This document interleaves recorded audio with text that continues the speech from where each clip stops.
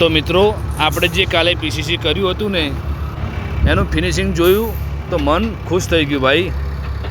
સંજયભાઈ તમારું લેવલ પણ એકદમ 0-0 છે. પીસીસીમાં ડોગેશભાઈની એન્ટ્રી જોઈને મને મારા અહીં એસબી હિન્દુસ્તાનીવાળા વાઘુજીની યાદ આવી ગઈ. તેરે નામ કા કુત્તા પાલું.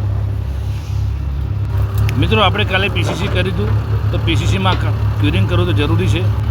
તો અમે ચાલ્યા ક્યુરિંગ કરવાવાળા, પણ પાણી તો આવતું જ નથી. લો બોલો ભાઈ. ના આવી ગયું. જુઓ કેપીબીમાં તો ફૂલ પાણી આવે મારા વાલા, બૂમ પડાવો. તો મિત્રો કાસ્ટિંગ કર્યા પછી ક્યુરિંગ કરવું જરૂરી છે, એ ધ્યાનમાં રાખજો મારા વાલા મિત્રો.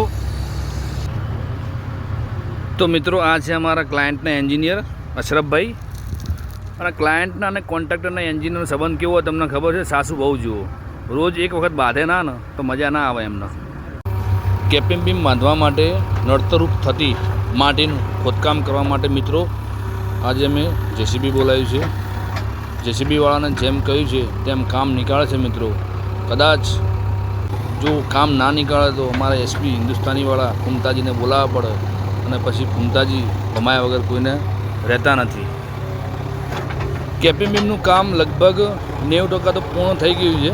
થોડું ઘણું બાકી રહ્યું છે, એ હવે અમે પતાવી દઈશું મિત્રો. તમારે આવવાની જરૂર છે નહીં.